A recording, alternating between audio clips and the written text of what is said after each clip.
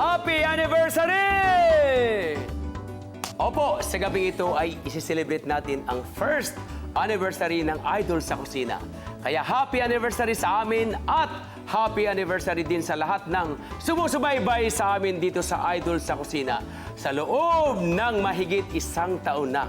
At para lalo kayong ganahan sa pagkain, narito ang ating special guest sa ating first anniversary celebration, ang aking pinakamamahal na apo sa Tweets from My Sweets sa GMA7, ang napakagandang Jamie Primetime Queen na si Marian Rivera!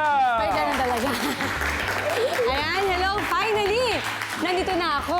At kita mo naman na tumaon pa anniversary nyo na nandito Yun nga ako. po, talaga. Kaya Proud thank na you! proud ako, yes. At isa tupad yung pangarap ko na makapag-guest dito sa'yo. Ako, isang karangalan. Isang karangalan. Ikaw ba, Marian? Nagluluto ka rin ba? Oo naman, hilig ko magluto eh. Eh, ano naman ang espesyal na putahe niluluto mo? Para kay, alam mo na, kay Ding Dong. Madami. Mahilig ako magsinigang, mag-adobo, mahilig ako magmenudo. Halos lahat eh, basta Filipino food. Naku, galing. Si Ding Dong ba, nagluluto para sa'yo? Oo, isa lang ang alam niyang luto, steak. Wow, Yun lang. stick to one. Ah, galing! Alam ko yun alam ko yun. Galing talaga ng apo ko. Samantala, Marian, dahil anniversary ng Idol sa Kusina, espesyal ang mga makakasama natin tonight. Simula sa gabing ito at sa masusunod pang mga edisyon ng Idol sa Kusina, magbibigay-pugay tayo sa mga idol sa ating buhay. Tulad ngayon, ang makakasama natin ay ang mga idol sa panahon hindi lang ng digmaan, kundi maging sa kapayapaan. Wow! Ang tinutukoy natin ay ang mga sundalo sa iba't ibang sangay ng Armed Forces of the Philippines. Panoorin natin ito. Kung mga idol ang pag-uusapan, hindi nakapagtatakang kasama ang ating mga magigiting na Navy officers. Isa sa kanila ay si Captain Eric Kagawan, na kamakailan lang ay pinarangalan ng Rotary Club bilang isa sa tops o 10 outstanding Philippine soldiers. Kilalanin nga natin ang ating mga idol na mga mandaragat. Ang mission namin is to protect our seas. No? Ang general mission po ng inyong sundalo, protektahan po ang ating mamamayan, pati na rin po ang seguridad ng ating bansa. Nako, malaki po ang sakripisyo ng isang sundalo at being a Navy officer. Madalas po kami malayo sa aming mahal sa buhay.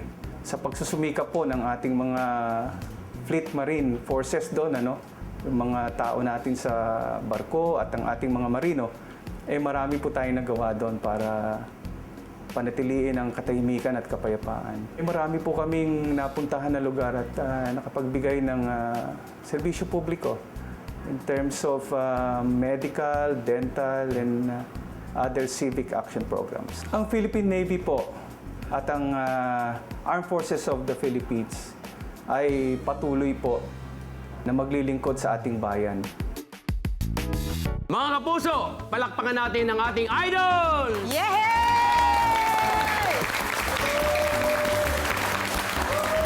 Pila! Pasulong! Cut!